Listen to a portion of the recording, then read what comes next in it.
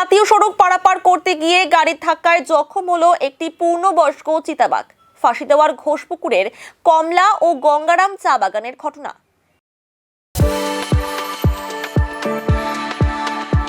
We are the dreamers, the achievers, and the leaders. Come, join us today.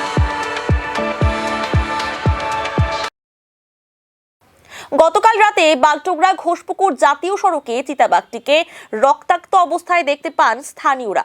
খবর পেয়ে ঘোষপুকুর ফাঁড়ির police, Ghoshpukur ও বাগডোগরা বন দফতর এবং এলিফ্যান্ট স্কোয়াডের কর্মীরা ঘটনাস্থলে পৌঁছে চিতাবাঘটিকে চা বাগানের নালা থেকে উদ্ধার করে। এরপর জখম চিতাবাঘটিকে চিকিৎসার জন্য বেঙ্গল সাফারিতে পাঠানো হয়েছে। এখনই যেটা জখম হয়েছে খবর আমরাও পেয়েছি, আমরা স্পটে এসেছি। এখন ওকে উদ্ধার করে নিয়ে গিয়ে ওর ট্রিটমেন্টের জন্য ওকে নিয়ে যাবো। আপাতত ইনস্ট্রাকশন বেঙ্গল সাফারি নিয়ে যাবো। আমরা তো সবসময় চেষ্টা করছি যাতে কোনো আমাদের ওয়াইল্ড লাইফের কোনো ক্ষতি না হয়, সেটা জনগণকে একটু সচেতন থাকতে হবে, যাতে কোনো খবর থাকলে ইমিডিয়েট যাতে আমাদের কাছে খবরটা পৌঁছে দেওয়ার ব্যবস্থা করা হয়। এখন আমি তো পুরোপুরি দেখিনি, এখন ওইভাবে বলা মুশকিল। এখন আমাদের ট্রিটমেন্টটা ফার্স্ট দেখতে হবে, ওর কোথায় ইনজুরি হয়েছে তার ট্রিটমেন্টটা প্রথম দিতে হবে।